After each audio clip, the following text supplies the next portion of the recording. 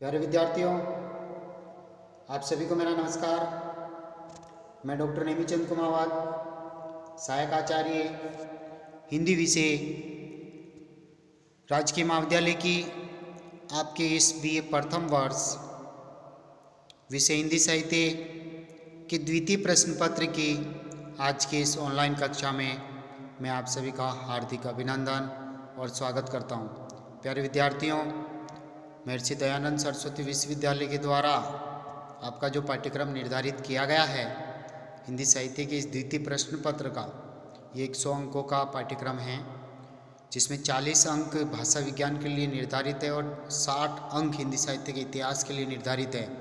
यानी 40 अंकों का जो पाठ्यक्रम है वो हिंदी भाषा का उद्भव और विकास, प्राचीन आर्य भाषाएं, मध्यकालीन आर्य भाषाएं, आधुनिक आर्य भाषाएं, भाषाओं का वर्गीकरण, हिंदी की 18 उपबोलियाँ और साथ ही राजस्थानी भाषा का उद्भव विकास, उसकी बोलियाँ, भाषा वैज्ञानिक परिचय, ब्रज भाषा उसका उद्भव विकास, उनकी प्रमुख बोलियाँ, भाषा वैज्ञानिक विशेषताएं, अवधी भाषा उद्भव विकास, उसकी बोलियाँ और भाषा वैज्ञानिक विशेषताएं। तो ये कुल मिलाकर के जो जितने भी मैंने अभी विषय वस्तु आपको बताई, ये हमने पिछली ऑनलाइन कक्षाओं में पढ़ लिया है। मैंने हर भाषा पर एक तरह से मॉडल आंसर तैयार करते हुए आपको बड़े विस्तार से पढ़ाया था। तो ये 40 अंकों का पाठ्यक्रम हमने पिछली ऑनलाइन कक्षाओं में पढ़ लिया है। साथ ही हिंदी साहित्य के इतिहास का जो 60 अंकों का जो पाठ्यक्रम है, उनमें से हमने आदिकाल से जुड़ी विषय सामग्री को भी पिछली ऑनलाइन कक्षाओं में पढ़ लिया। और अभी हाल ही की 5-6 ऑनलाइन कक्षाओं से हमने आरंभ किया था भक्ति काल को, जिसमें भक्ति काल की विविध काव्य, विविध परिस्थितियों पर हमने चर्चा की थी, परिवेश और परिस्थितियों पर हमने बात की थी। और एक जो मॉडल आंसर जिस पर हमने चर्चा की है, संत काव्यधारा की प्रमुख काव्य प्रवृत्तियों पर साधारण प्रकाश डाला, समीक्षा की, उन पर विस्तार से चर्चा की। और अभी हाल ही की इन 2-3 ऑनलाइन कक्षाओं से हम पढ़ते आ रहे हैं सूफी काव्यधारा की प्रमुख काव्य प्रवृत्तियाँ, उनकी विशेषताएँ, जिसमें हमने 6 बिंदुओं तक पिछली ऑनलाइन कक्षा में पढ़ लिया था, 6 विशेषताएँ पढ़ ली थी। उसी क्रम को जारी रखते हुए आज हम 7वीं विशेषता की ओर आगे बढ़ रहे हैं। देखिए, 7वीं काव्य विशेषता कथा संगठन एवं काव्य रूढ़ियाँ। सूफी कवियों ने प्रबंध काव्य लिखे जिनमें कथा तत्व का समावेश है। इनके कथा स्रोत भारतीय पुराण, इतिहास एवं अन्य लोक प्रचलित प्रेम कहानियाँ हैं। इनकी प्रेम गाथाएँ एक ही सांचे में ढली हुई हैं, जिनमें शिथिलता और कहीं कहीं नीरसता भी दृष्टिगोचर होती है, यानी नीरसता का समावेश भी हो गया है। इन कवियों की रचनाओं में भारतीय एवं ईरानी काव्य रूढ़ियों का समावेश है। इन प्रेम गाथाओं में प्राय सभी काव्य रूढ़ियाँ मिल जाती हैं जो परंपरा से चली आ रही हैं, जैसे चित्र दर्शन, यानी केवल तस्वीर को देखने मात्र से नायक का नायिका के प्रति प्रेम होना। स्वप्न दर्शन, स्वप्न में नायक नायिका एक दूसरे से मिलना या उनमें प्रेम की उत्पत्ति होना। या सूक सारिका, यानी किसी तोते या किसी सारिका के द्वारा नायिका के रूप सौंदर्य का जो वर्णन है, उसको सुनने के उपरांत नायक उनके प्रति आसक्त हो जाता है। और पशु पक्षियों के माध्यम से नायक नायिकाएं एक दूसरे के प्रति संदेश भेजना, या किसी मंदिर उपवन में वहाँ उनका मिलन, कहीं अपहरण। तो इस तरह की जो ये काव्य रूढ़ियाँ जो परंपरा से जो चली आ रही है, इन्हीं काव्य रूढ़ियों का इन सभी सूफी कवियों ने इन काव्य रूढ़ियों को अपने काव्यों में स्थान दिया है। यानी जैसे चित्र दर्शन, स्वप्न दर्शन, सूक सारिका द्वारा ये नायिका के रूप सौंदर्य को देख करके उनका वर्णन किया जाना, और उसी को ही कानों के द्वारा सुन करके नायक के द्वारा आसक्त होना, और पशु पक्षियों के द्वारा संदेश भेजना, ये दूत बन के जाते हैं। साथ ही किसी मंदिर में अपहरण होना, या वहाँ विवाह होना, या फिर उपवन में मिलन आदि की जो ये काव्य रूढ़ियाँ जो परंपरा से जो चली आ रही है, इन सभी को इन सूफी कवियों ने अपने अपने काव्यों में स्थान दिया है। इसी प्रकार कुछ कथानक रूढ़ियाँ ईरानी साहित्य से भी ली गई हैं।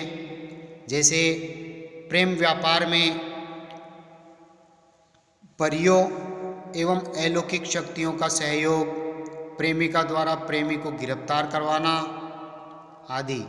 जैसे पद्मावत में समुद्री तूफान से नौका का टूट जाना तथा शंकर और पार्वती द्वारा सहायता करना, इसी प्रकार की कथानक रूढ़ियाँ हैं। अब हम अगली काव्य विशेषता की ओर आगे बढ़ते हैं। काव्य प्रवृत्ति है 8वीं काव्य प्रवृत्ति सूफी काव्यधारा की। नायक नायिकाओं का चरित्र चित्रण, ये सभी प्रेम काव्यों की प्रमुख काव्य प्रवृत्ति है। सूफी प्रेम काव्यों में नायक नायिकाओं के चरित्रांकन की एक जैसी पद्धति दिखाई पड़ती है, यानी चरित्र चित्रण प्राय एक जैसा ही है। नायक को प्राय हर जगह राजकुमार दिखाया गया है।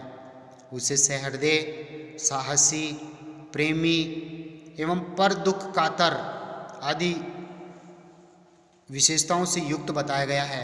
आदि स्वाभाविक गुण उसमें बताए गए हैं। जबकि नायिका को हर जगह अनित्य सुंदरी के रूप में चित्रित किया है। वो रूप गर्विता है, बुद्धिमती हैं और एक राजकन्या के रूप में उसको चित्रित किया है। तो इस तरह की काव्य रूढ़ियों का प्रयोग किया और नायक नायिकाओं के एक दूसरे से जो रूढ़ जो गुण पहले से चले आ रहे हैं, उन्हीं रूप में नायक नायिकाओं को प्रदर्शित किया है। प्राय सभी कवियों ने भारतीय मर्यादाओं के अनुरूप नायक नायिका का चरित्र चित्रण किया है। नायिका के रूप सौंदर्य पर आकृष्ट होकर नायक को अनेक संघर्षों से गुजरना पड़ता है। इनमें कुछ मानवेतर पात्र भी हैं। जैसे पद्मावत में हीरामन तोता मानव नहीं है बल्कि एक पक्षी है, जिसे एक विद्वान के रूप में चित्रित किया गया है। लेकिन यहाँ इन सूफी कवियों ने इस पक्षी को, इस तोते को, यानी मलिक मोहम्मद जायसी ने पद्मावत में इसे गुरु के रूप में चित्रित किया है। जैसे यहाँ उदाहरण के रूप में ये पंक्ति हैं, गुरु सुआ जेही पंथ तिकावा, यानी ये सुआ जो है ये गुरु बिन करके राजा रत्न सेन को रास्ता दिखा रहा है। बिन गुरु को निर्गुण पावा, यानी बिना इस गुरु के ये सारा संसार जो है निर्गुण है, जिसमें कोई भी गुण नहीं, निर्गुण पावा। यानी एक तरह से हम परमात्मा को इन बिना गुरु के प्राप्त नहीं कर सकते। सूफी कवियों की ये मान्यता है और यही संत कवियों की मान्यता है। अगली 9वीं काव्य प्रवृत्ति की ओर हम आगे बढ़ते हैं। लोक पक्ष एवं हिंदू संस्कृति का चित्रण। सूफी कवियों ने अपने काव्य में लोक जीवन का पर्याप्त चित्रण किया है। जन सामान्य में प्रचलित अंधविश्वास, जादू टोना, जंत्र मंत्र, लोक व्यवहार का सुंदर चित्रण है। साधारण जनता के व्रत, उत्सव, तीर्थ, पर्व, लोकाचार और सांस्कृतिक क्रियाकलापों का भी विवरण भी इनमें हमें उपलब्ध होता है। हिंदू धर्म के सिद्धांतों, रहन सहन, खान पान, आचार विचार का निरूपण भी यथाअवसर किया गया है। हिंदू धर्म एवं भारतीय संस्कृति की सामान्य जानकारी इन सूफी कवियों को थी। भारतीय परंपरा के अनुरूप ही बहारे मासा और नक्सिक वर्णन किया गया है। जायसी के द्वारा जो नक्सिक वर्णन किया गया है, जैसे नागमती का वियोग वर्णन खंड आपके हिंदी साहित्य के इस प्रथम प्रश्न पत्र में भी एक पूरा का पूरा सर्ग दिया हुआ है। 15 पद दिए हुए नागमती वियोग वर्णन के खंड, जिसे बारह मासा वियोग वर्णन खंड के अंतर्गत लिया जाता है। साथ ही इन्होंने भारतीय परंपरा के अनुसार ही नक्सिक वर्णन की पद्धति को भी अपनाया है। अगली काव्य प्रवृत्ति की ओर हम आगे बढ़ते हैं। वस्तु वर्णन की प्रधानता। 10वीं काव्य प्रवृत्ति, काव्य विशेषता 10वीं है। सूफी कवि मूल कथा के साथ साथ वस्तु, दृश्य एवं घटना का विवरण अतिशयोक्तिपूर्ण शैली में प्रस्तुत करने में भी सिद्धहस्त थे। जायसी के पद्मावत में वन, वाटिका, समुद्र, पर्वत, नगर, पर्व, उत्सव, भोज्य सामग्री यानी खाद्य सामग्री एवं वस्त्र और आभूषणों का विविध प्रकार से वर्णन करते हुए वस्तु वर्णन की ओर अपनी रुचि दिखाई है। इन्होंने अपनी अद्भुत कल्पना शक्ति का परिचय देते हुए वस्तु वर्णन के अंतर्गत अपने ज्ञान का प्रदर्शन भी किया है।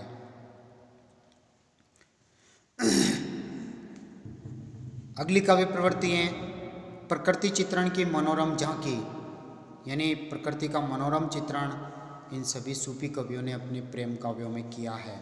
प्रकृति जहाँ संयोग के क्षणों में जहाँ आलम्बन रूप में चित्रित हुई है, वियोग के क्षणों में जहाँ उद्दीपन रूप में चित्रित हुई है, लेकिन मनुष्य के रूप में ये कहीं कहीं वस्तु वर्णन बन के, कहीं कहीं प्रेरक बन करके, कहीं कहीं मनोरंजन के रूप में भी प्रकृति चित्रण हुआ है।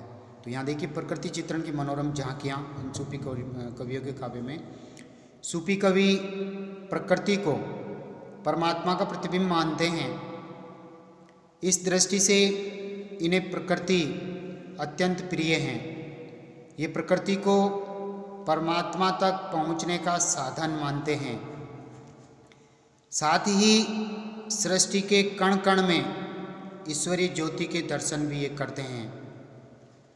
जायसी के पद्मावत में प्रकृति के अनेक सुंदर एवं हृदयग्राही चित्र हमें देखने को मिलते हैं। जैसे एक उदाहरण यहाँ प्रस्तुत है, आस पास बहु अमृतवारी, फरी अपूर होई रखवारी, नवरंग नींबू सुरंग जंबीरा, ओ बादाम बहु भेद अंजीरा। देखिए वस्तु वर्णन सिंगल द्वीप का। आस पास यानी उसके चारों ओर, मानसरोवर के चारों ओर मानसरोवर वर्णन है। बहु अमृतवारी यानी अमृत जैसे मधुर फल देने वाली वाटिकाएं हैं। फरी अपूर और पूर्ण रूप से वो फलीभूत हो रही है। वही रखवारी यानी वो फल फूल रही है और उसकी रखवाली की जा रही है। नवरंग नींबू, नवरंग यानी नारंगियों, नारंगियाँ फल फूल रही है, नींबू झूम रहे हैं, सुरंग जंभीरा और सुंदर सुंदर रंग की जमेरियाँ भी वहाँ झूम रही है, यानी पक रही है, फल के रूप में खिल रही है। और बादाम बहु भेद अंजीरा, बहुत तरह तरह के अंजीर के पौधे और बादाम भी वहाँ पर खिल रही है, यानी बादाम के पौधे हैं, बादाम वहाँ पर लग रही है। तो इस तरह की प्रकृति के सुंदर हृदयग्राही चित्र इन कवियों ने प्रस्तुत किए। ऐसे लगता है कि इनका प्रकृति के प्रति ज्ञान बहुत गहरा था। फल फूल वनस्पति इनके प्रति बहुत ज़बरदस्त ज्ञान था इन सूफी कवियों का। सूफी कवियों ने प्रकृति का बहारे मासा वर्णन किया है, जिनमें अनेक शैलियों का समावेश है। आलंबन, उद्दीपन, आलंकारिक यानी आलंबन रूप में प्रकृति चित्रण, उद्दीपन रूप में प्रकृति चित्रण, आलंकारिक रूप में, भावात्मक रूप में, रेशात्मक रूप में, उपदेशात्मक रूप में, प्रतीकात्मक रूप में, यानी इन सभी शैलियों का प्रयोग करते हुए इन सूफी कवियों ने प्रकृति की बड़ी ही मनोरम झांकियाँ अपने प्रेम काव्यों में प्रस्तुत की है। अगली काव्य प्रवृत्ति है खंडन मंडन की प्रवृत्ति का अभाव।